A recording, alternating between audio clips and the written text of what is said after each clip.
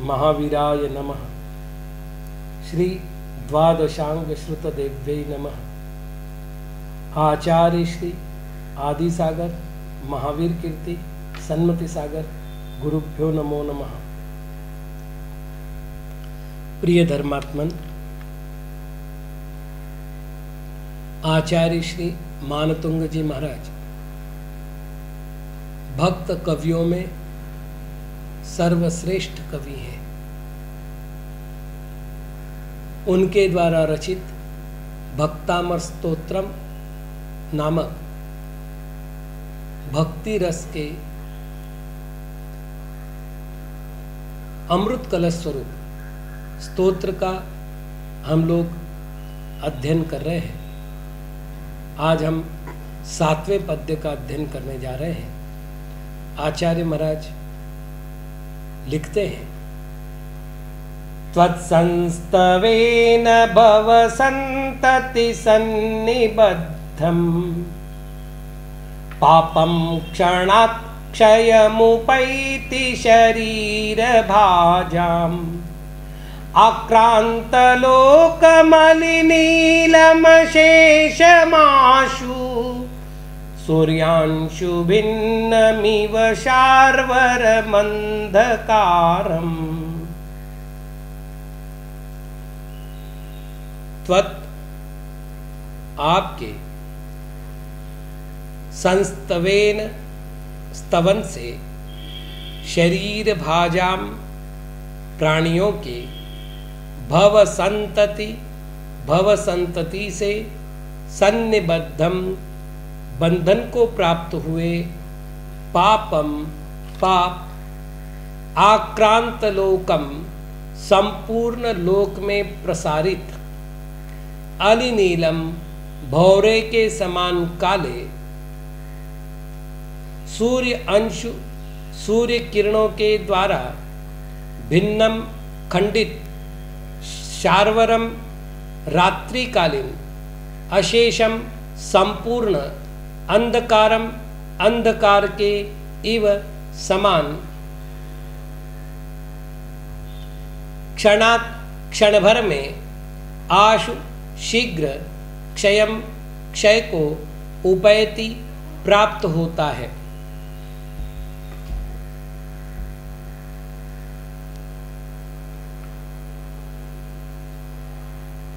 यहाँ अन्वयार्थ में पापम के बाद सूर्यांशु चाहिए तो बाकी अर्थ सरल हो जाएगा। टीकाकार कहते हैं, भोनाथ हे नाथ त्वत्संस्तवेन कृत्वा आपका संस्तवन करके शरीर भाजाम प्राणियों के भव संतति सन्निबद्धम नाना जन्मांतर निबंधम भव संतति सन्निबद्धम अनेक जन्मांतरों में बंधे हुए पापम पाप क्षणात् क्षण मात्र में क्षयम ध्वंसम क्षयम विनाश को उपैति प्राप्त होता है। भवानां संतति ही श्रेणीस्तया सन्निबद्धम भवों की संतति अर्थात श्रेणी उससे बंधे हुए। स्वस्य स्तवन महात्म्यम दृष्टांतेन दृढ़यति अपने स्तवन के महात्म्य को दृष्टांत से दृढ़ करते हैं। किमिव किसके समान शार्वरमंधकारमिव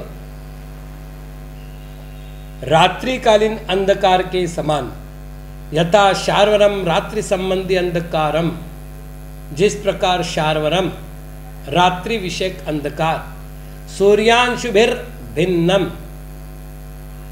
सूर्य किरणों के द्वारा भिन्न तत् वह आशु शीघ्र अशेषम समग्रम क्षयम याति अशेषम संपूर्ण क्षय को प्राप्त होता है। कथम भूतम अंधकारम कैसा है वह अंधकार आक्रांता पीड़िता लोका येन तत् आक्रांता पीड़ित कर दिया है लोक को, जिसने वह पुनरलयो भ्रमरास्तद्वन्नीलम, पुनः अलयः बहुत से भ्रमर उनके समान नीला है। यहाँ पर आचार्य महाराज ने शरीर भाजाम इस शब्द का प्रयोग किया है।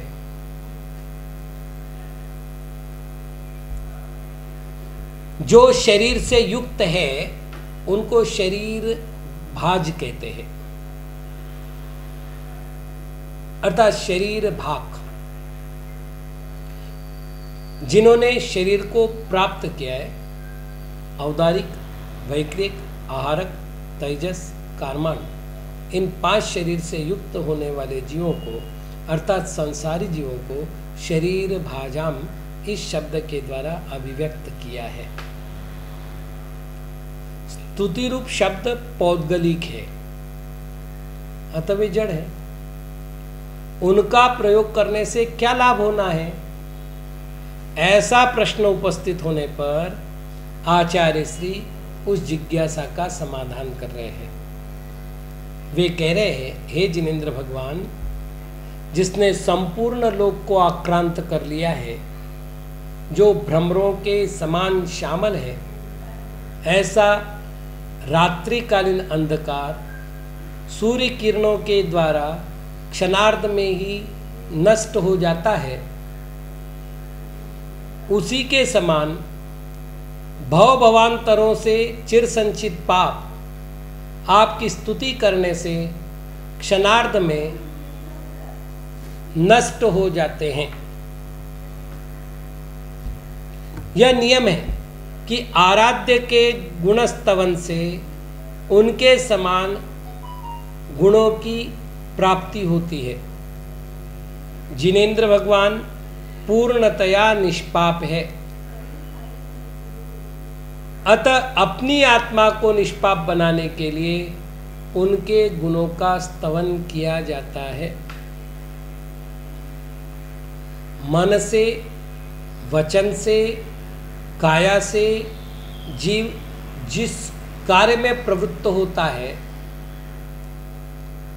जीव पर वैसे ही संस्कार पड़ते हैं। इस सत्य और तथ्य के ज्ञाता आचार्य परमेष्ठी श्री मानतुंग जी महाराज यहाँ जिनेंद्र भगवान के प्रति अनुरक्त होते हुए अपने काय योग को जिनेंद्र भक्ति में समर्पित करते हुए और वचनों से जिनेंद्र भगवान का गुणगान करते हुए अपने अप्रशस्त प्रणिधानों को या योगों के दुष्प्रणिधानों को परित्याग कर रहे हैं। और जब जीव योगों के दुष्प्रणिधानों का त्याग करता है, तब उसके पाप कर्मों का समूह विनष्ट होता है। ये तो सभी जानते हैं कि तत्वार सूत्र के 6ठे अध्याय के आरंभिक जो 3 सूत्र है वो ये सिद्ध करते हैं। पहला सूत्र कहता है काय वांग मन कर्म योगः, काय, वचन और मन ये कर्म के योग है। स आश्रवः, वे ही आश्रव है।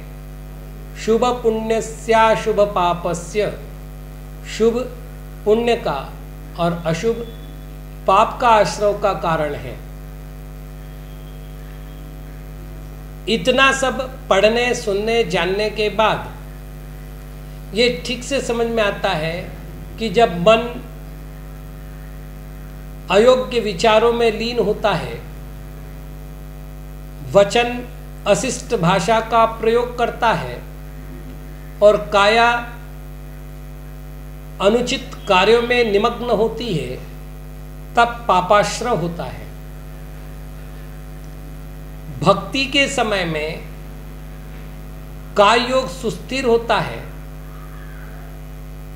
वचन योग के द्वारा जिनेंद्र भगवान का गुणानुवाद किया जाता है और मन में जिनेंद्र भगवान के गुणों का स्मरण किया जाता है। इस प्रकार प्रशस्त प्रणिधान की प्राप्ति होती है, जिसे व्यवहार गुप्ति भी कहते हैं। और ये व्यवहार गुप्ति पाप का संवर और पाप की निर्जरा का साधन बनती है। अतः पापम क्षणात् क्षयमुपैति,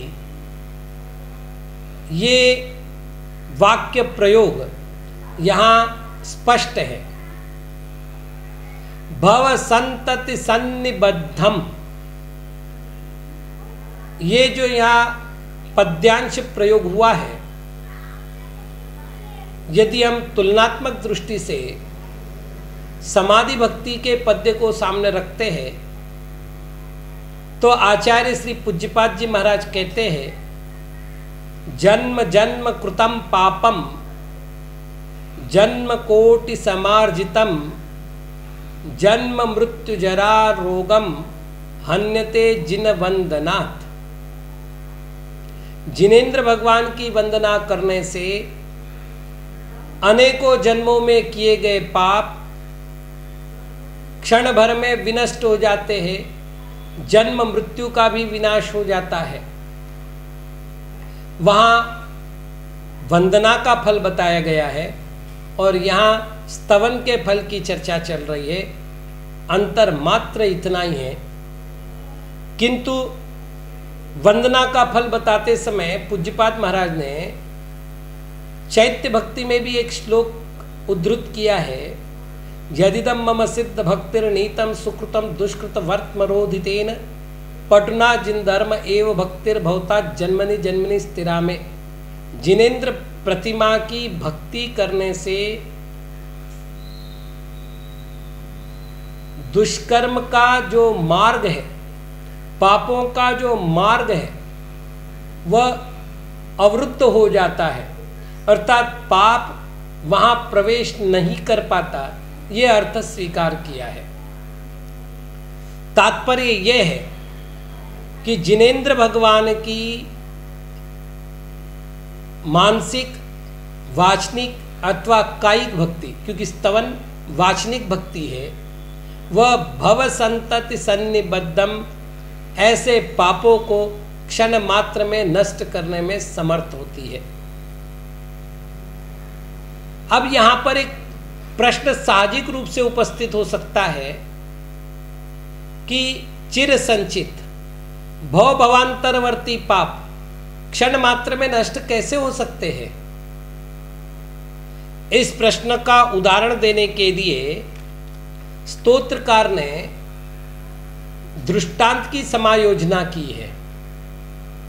वे कहते हैं कि रात्रिकालीन गहन अंधकार का समूह सूर्य किरणों के द्वारा क्षण मात्र में नष्ट किया जाता है। उसी प्रकार भव भवांतरों में उपार्जित किए गए पाप जिन स्तुति के माध्यम से क्षण मात्र में नष्ट हो जाते हैं। यह तो सभी को ज्ञात है कि संपूर्ण रात्रि में ली गई निद्रा के काल में देखे गए स्वप्नों को नष्ट करने में जागृत अवस्था का एक क्षण ही पर्याप्त होता है।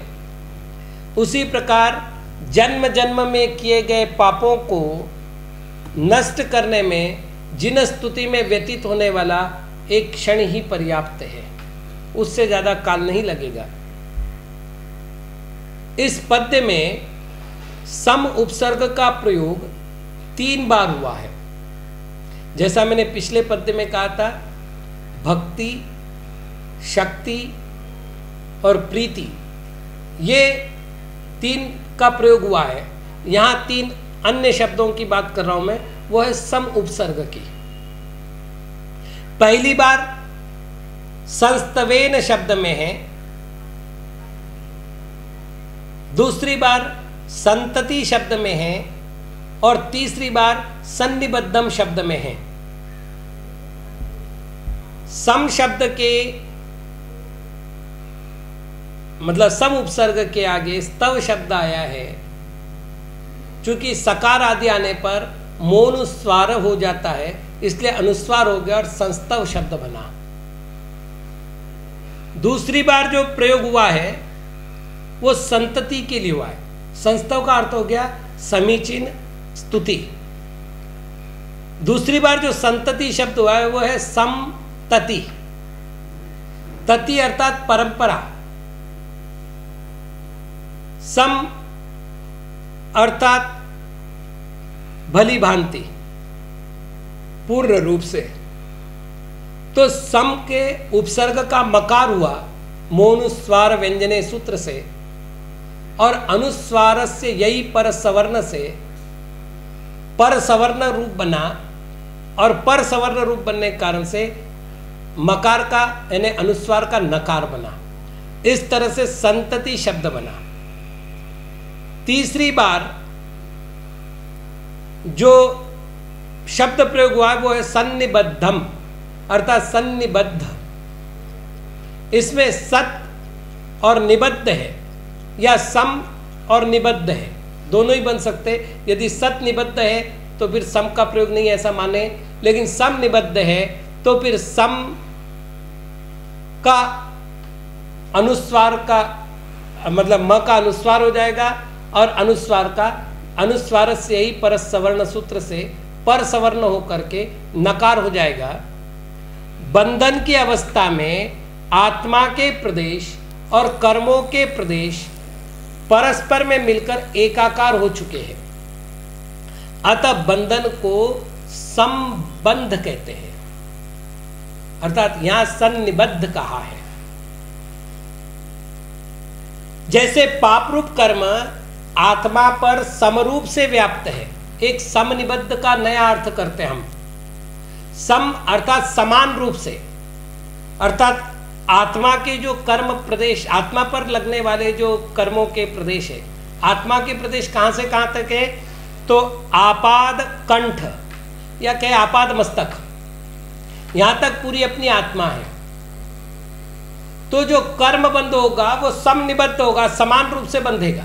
ऐसा नहीं कि यहां कम बंधा वहां ज्यादा बंधा, ऐसा नहीं होगा। तो जैसे आत्म प्रदेश और कर्म प्रदेश या पाप का पुंज आत्म प्रदेशों पर समनिबद्ध है, उसके स्थान पर यदि आपके स्तवन रूप परिणाम समनिबद्ध हो जाए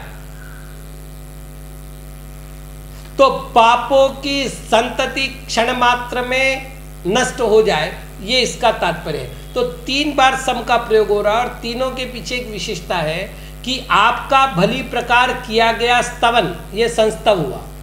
भली प्रकार यानी मन वचन काय की एकाग्रता पूर्वक, बुद्धिमानों के चित्त को हरण करने वाले शब्दों से युक्त, जैसा पहले श्लोक में आया था उदार चित्त हरई, ऐसे स्तवन उसको कहेंगे सन्निबद्ध संस्तवन।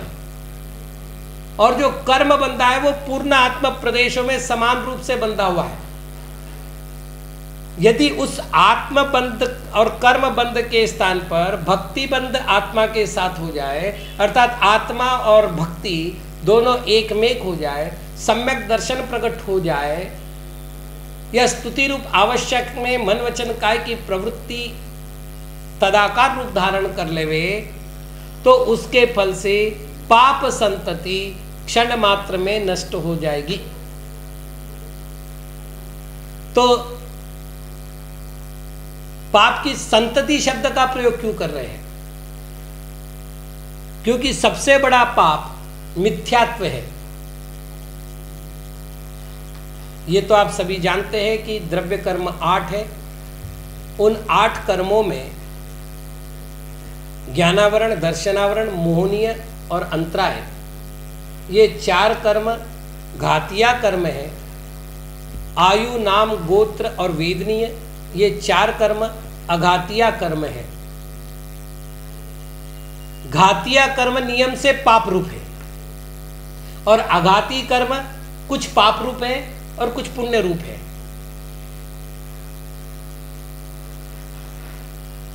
तो मोहनीय कर्म नियम से पाप रूप हुआ। मोहनीय कर्म में भी जो दर्शन मोहनीय कर्म है, बंध की अपेक्षा एक ही प्रकार का है, मिथ्यात्व। सत्व और उदय की अपेक्षा उसके 3 प्रकार है, मिथ्यात्व, सम्यक मिथ्यात्व और सम्यक प्रकृति। किंतु बंध की अपेक्षा एक ही प्रकार है, मिथ्यात्व। तो जो मिथ्यात्व नाम का पाप है, उसकी स्थिति कितनी? तो अधिकतम 70 कोड़ा कोड़ी सागर। तो फिर पाप संतति कैसे बनी?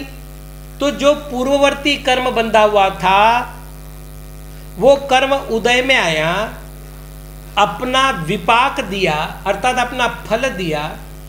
फल देते समय उसके कारण से नवीन भावों की उत्पत्ति हुई। और कौन से भावों की उत्पत्ति हुई? पापों से पाप भाव की उत्पत्ति हुई। इसका अर्थ रहा कि उस द्रव्य पाप का जो बंध था, उसने भाव पाप कराया, अर्थात द्रव्य पाप का जब उदय आया तो उससे भाव पाप का निर्माण हुआ। और जब भाव पाप उत्पन्न हुआ तो उस भाव पाप ने द्रव्य पाप उत्पन्न किया, तो द्रव्य पाप से भाव पाप से द्रव्य पाप, इस तरह उत्पत्ति होती गई। अतः परंपरा से इसे संतति कहा जाने लगा। मतलब वो एक नहीं है, एक के बाद एक, एक के बाद एक संतान के रूप में उत्पन्न होते गए, इसलिए वो पाप संतति है। और जिस प्रकार सूर्य की किरणें रात्रिकालीन गहन अंधकार को क्षण मात्र में नष्ट कर देती है, हे भगवान, आपकी भक्ति, आपकी स्तुति क्षण मात्र में जीवों के पापों को नष्ट करती है। ऐसा कहते हुए आचार्य महाराज ने उस स्तुति के महत्व को स्पष्ट किया है। आज मात्र इतना ही। ओम नमः।